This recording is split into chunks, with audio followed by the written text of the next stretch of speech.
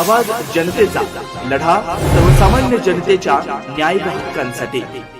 राहुरी विधानसभा पोटनिवडणूक स्वर्गीय आमदार शिवाजीराव कर्डिले यांच्या दुःखद निधनामुळे होत असून त्यांचे चिरंजीव अक्षय कर्डिले यांना महायुतीच्या वतीने उमेदवारी देण्यात आली आहे। तळागाळातील जनतेचे नेतृत्व करणारे स्वर्गीय शिवाजीराव कर्डिले यांनी सर्वांना सोबत घेत विकास कामं मार्गी लावली आहेत। त्यांच्या कार्याचा वारसा अक्षय कर्डिले यांना लाभला असून ही निवडणूक वेगळी आणि महत्त्वाची आहे।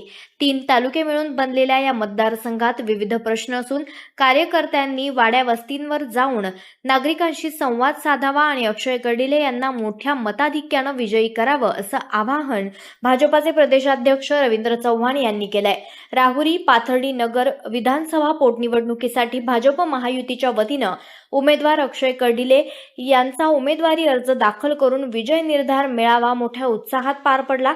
यावेळी भाजप प्रदेशाध्यक्ष रवींद्र चव्हाण, पालकमंत्री राधाकृष्ण विखे पाटील, विधान परिषदेचे सभापती प्राध्यापक राम शिंदे, आमदार संग्राम जगताप, महापौर ज्योतिताई गाडे, आमदार मोनिकाताई राजळे, त्याचबरोबर आमदार विठ्ठलराव लंघे, आमदार अमोल खताळ, आमदार सुरेश धस, आमदार काशीनाथ दाते, भाजप जिल्हाध्यक्ष दिलीप भालसिंग, त्याचबरोबर राष्ट्रवादी काँग्रेसचे जिल्हाध्यक्ष अशोक सावंत, सुभाष पाटील, काशीनाथ लवांडे, त्याचबरोबर अलकाताई कर्डिले आदींसह महायुतीचे पदाधिकारी आणि कार्यकर्ते मोठ्या संख्येने उपस्थित होते। पालकमंत्री राधाकृष्ण विखे पाटील यावेळी म्हणालेत की राहुरी विधानसभा पोटनिवडणुकीसाठी अक्षय कर्डिले यांना दिलेली उमेदवारी योग्य असून तिचे सार्थक करून दाखवू। भाजप स्थापना दिनाच्या दिवशी अर्ज दाखल होणे ही बाब विशेष आहे। तालुक्याच्या विकासासाठी सर्वांनी एकत्र येऊन काम करावं।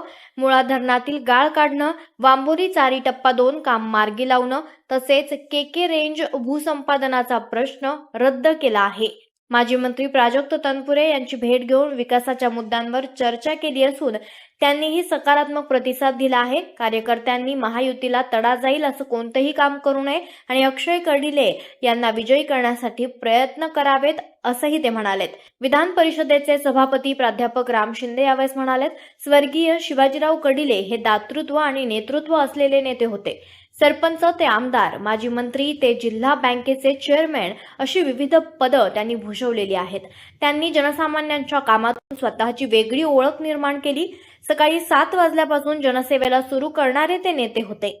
अक्षय कर्डिले यांनी कमी वयातच प्रभावीपणे जनतेच्या प्रश्नांवर भूमिका मांडली असून त्यांच्या नेतृत्वात दूरदृष्टी दिसते। आधुनिक राजकारणात ते सक्षम नेतृत्व म्हणून पुढे येतील। त्यामुळे शिवाजीराव कर्डिले यांचे स्वप्न पूर्ण करण्यासाठी सर्वांनी एकजुटीने काम करून अक्षय कर्डिले यांना आमदार करावे असं आवाहन त्यांनी केलेलं आहे। महायुतीचे उमेदवार अक्षय कर्डिले यावेळी म्हणालेत की हा दिवस माझ्यासाठी भावनिक आहे। ज्यांची सर्वाधिक गरज होती ते माझे वडील आज आपल्यात नाहीयेत। त्यांनी आयुष्यभर जनतेच्या प्रश्नांसाठी अहोरात्र कष्ट केलेत। माझ्यासाठी त्यांनी जनतेचं प्रेम कमावून ठेवलं आहे। आज त्यांच्या अनुपस्थितीत माझा राजकीय प्रवास सुरू होत आहे। आई नेहमी सोबत होती, पण वडील जनतेच्या कामात व्यस्त असल्यानं अनेकदा भेट होत नसे। आजही त्यांच्या फोनची वाट पाहतोय, पण तो येत नाही ही खंत मनात आहे। त्यांनी दिलेल्या संस्कारांप्रमाणेच जनतेच्या सुखदुःखात सहभागी होत प्रामाणिकपणे काम करण्याचा प्रयत्न करेन। जनतेनं जसं प्रेम वडिलांवर केलं तसंच प्रेम माझ्यावरही करावं असं भावनिक आवाहन त्यांनी केलंय।